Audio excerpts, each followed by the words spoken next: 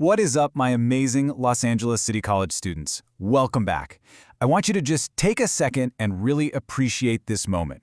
This is our 6th module together, which means we are officially at the halfway point of the semester. You are absolutely crushing it. And today, oh man, today we are pulling back the curtain on something that is running the show all around you every single day. So, let's just get real for a second. Have you ever found yourself, nodding along with your friends about a new artist you secretly can't stand? Or maybe you've seen a fashion trend just explode on Melrose and you felt that little pull to join in, even if it wasn't quite you. Or hey, what about just agreeing with a relative at a family dinner just to keep the peace? Come on, we have all been there. Well, that feeling, that pull, it's not random and it is definitely not a weakness. It's social psychology in action. Today, we're cracking the code on these invisible forces. And I'm telling you, understanding them is a genuine superpower for navigating your career, your relationships, and all the ambitions you're chasing across this incredible city. Okay, so let's put a name to it. The official term from this module is conformity. It's a change in behavior or belief as the result of real or imagined group pressure. And that word imagined is huge. Right? Sometimes no one even has to say a thing. We just feel the pressure to go along, to fit into the script that we think everyone else is following. But here's the thing. Conformity isn't some one-size-fits-all deal. It really comes in 2 main flavors. First, you've got acceptance. This is when you hear your friends rave about a new restaurant, you finally try it, and you're like, wow, you were right, this place is amazing. Your belief actually changes. And then there's compliance. This is when you publicly praise that new artist your friends all love, while privately you'd rather be listening to literally anything else. You're just going along to get along. And an extreme form of this, as we're going to see, is obedience, complying with a direct command. So how in the world do we know all this? Well, a few pioneering psychologists ran some of the most fascinating and honestly mind-bending studies ever conducted. So forget thinking of this as some dry history lesson. I want you to think of these as psychological detective stories.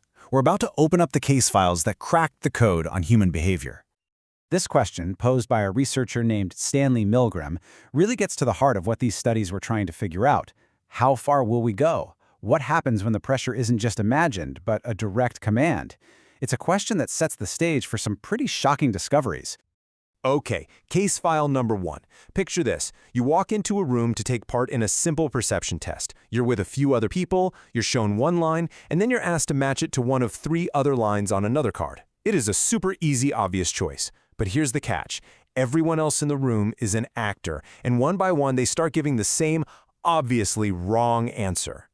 So what do? Do you trust your own eyes, or do you start to doubt yourself and just go with the group? The result was staggering. A full 75% of participants conformed to the wrong answer at least once. Think about that. 3/4 of people were willing to deny what they were literally seeing with their own eyes just because of that invisible group pressure. Now, if that's what happens with just some subtle, unspoken pressure, what happens when someone gives you a direct order? This brings us to case file number 2, Stanley Milgram's infamous obedience study. He set up this incredible experiment that pitted the demands of an authority figure against the demands of a person's own conscience. Here's the setup. Participants were told they were teachers, and they had to deliver increasingly strong electric shocks to a learner for every wrong answer. Now, of course, the learner was an actor, and the shocks were totally fake, but the participant didn't know that. They could hear screams of pain, desperate pleas to stop. And all the while, the experimenter, this figure of authority in a white lab coat, just calmly insisted, the experiment requires that you continue. So, how many people went all the way to the highest, most dangerous voltage on the machine? This chart shows the jaw-dropping answer, 65%. Nearly 2/3 of ordinary people, just like you and me, obeyed to the very end. Just let that sink in for a minute. So let's just recap these powerful forces. This table right here is the perfect cheat sheet. You have Ash's study, which showed us how we conform to a group even when we know they're flat out wrong. Then you have Milgram, revealing our startling and kind of scary capacity for obedience to authority. And the real-life examples here show this isn't just stuff that happens in a lab. From dangerous social media challenges to following questionable orders at work, these dynamics are playing out everywhere, all the time. Okay, so these forces are clearly powerful. We get that. But what are the triggers? What are the specific conditions that dial up that pressure and make us way more likely to just go along with the crowd? Well, this module lays out the recipe for conformity perfectly. It turns out group size really matters. A group of just 3 to 5 people is a surprisingly potent force. Unanimity is huge. In that line study, if just one other person broke from the group and gave the right answer, conformity just plummeted. A single dissenting voice can give others so much courage. Cohesiveness, that we feeling you have with your close friends, that actually increases their influence over you. We also tend to defer to status. We're just more likely to follow the lead of high-status people. And finally, public response. We conform way more when we know other people are watching us. But why? Why do we do it? At the end of the day, it really boils down to two fundamental human desires. On one hand, you've got normative influence. This is our deep-seated desire to be liked and accepted. We don't want to be the weird one out, so we go along. And on the other hand, there's informational influence. This is our desire to be right. When a situation is confusing or ambiguous, we look to the group for information, basically assuming they know better than we do.